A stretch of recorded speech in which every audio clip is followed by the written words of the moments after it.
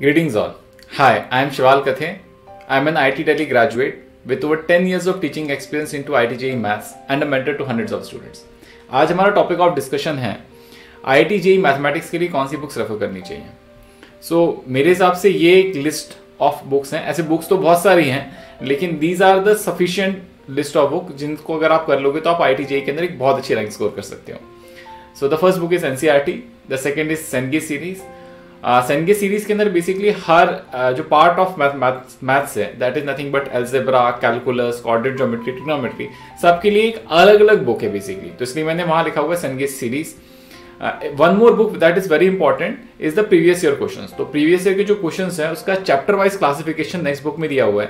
That is nothing but 41 years IIT JEE mains and advance chapter wise solved papers. तो ये basically Arihant publication की एक book आती है जिसको आप रेफर कर सकते हो.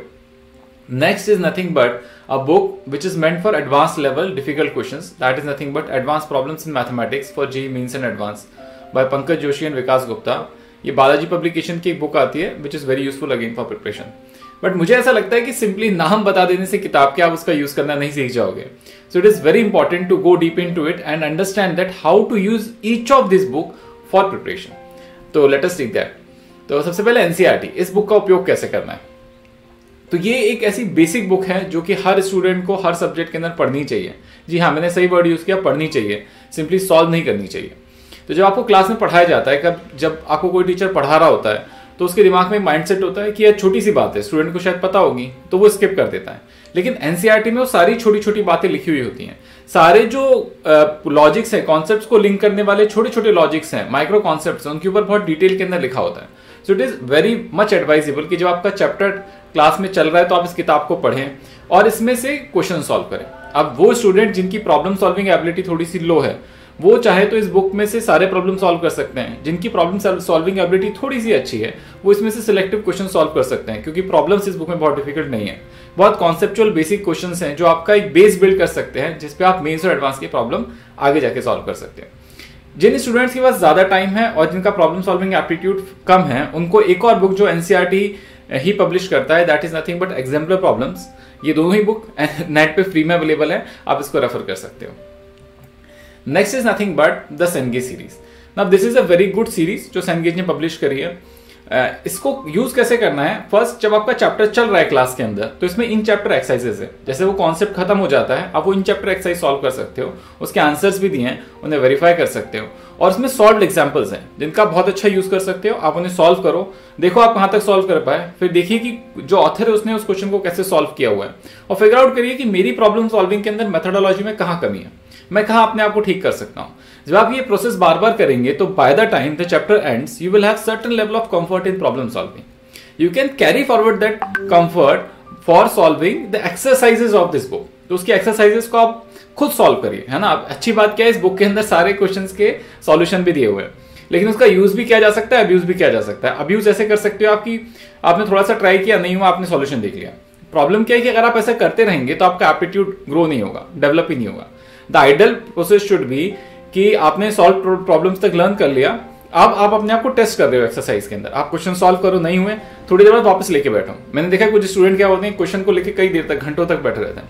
That is not beneficial. What will actually work for you is basically कि क्वेश्चन को आप बार बार ट्राई करो. अभी ट्राई किया, नहीं हुआ, थोड़ी बार ट्राई किया, देखो क्लिक होता है नहीं होता.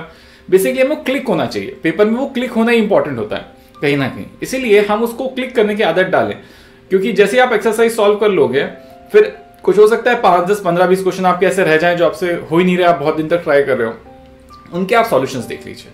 तो सॉल्यूशन सारे क्वेश्चंस के नहीं देखने चाहिए, उनकी देखनी चाहिए जो आप बार बार ट्राई कर चुके हो.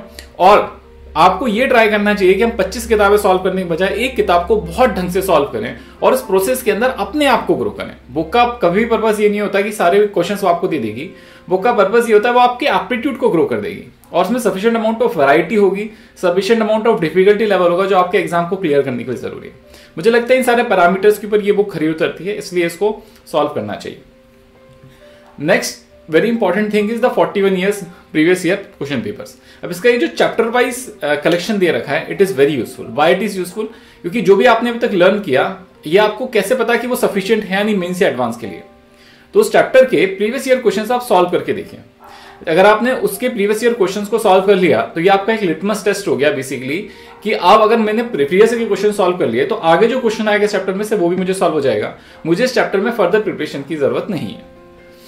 अब अगर फिर भी आपको जरूरत महसूस होती है, आपको ऐसा लगता है नहीं मुझे और डिफिकल्ट क्वेश्चंस करने चाहिए, मेरे पेपर्स में कुछ ऐसे क्वेश्चंस पूछे जाते हैं जो फिर भी मुझसे नहीं होते हैं, देन दिस लास्ट बुक है ना, which is only recommended for those students who are very very serious about advance preparation और जिनका एक sufficient level of problem aptitude build हो चुका है, because this problem book contains problems which are difficult in nature, जो application based है, mixed concepts है। मतलब एडवांस के प्रॉब्लम और मेंस के प्रॉब्लम में मेन डिफरेंस क्या होता है, एक एडवांस के प्रॉब्लम के अंदर अलग अलग टॉपिक से क्वेश्चंस कॉन्सेप्ट्स उठा के, छोटे छोटे पार्ट्स उठा के क्वेश्चंस के मिक्स करके एक नया क्वेश्चन बना दिया जाता है।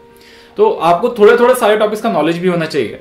तो it is highly advisable to do this book only when you are finished with the syllabus. एक बार आप सिलेबस खत्म कर लो या कुछ पार्ट ऑफ द सिलेबस आप खत्म कर चुके हो, तब आप बुक को उठा सकते हो। या आपका प्रॉब्लम सॉल्विंग एप्टीट्यूड बहुत अच्छे से ग्रो हो गया and you want to challenge now and you have sufficient amount of time, then refer this book. इसको आप आराम से बैठ के एक एक क्वेश्चन को अपने हिसाब से सॉल्व करिए। इसकी एक सॉल्यूशन बुक भी आती है, बट मैं रेकमेंड नहीं करूंगा किसी को भी बाय करने के लिए। आप इसके सारे क्वेश्चन को खुद दिमाग लगा के सॉल्व करिए।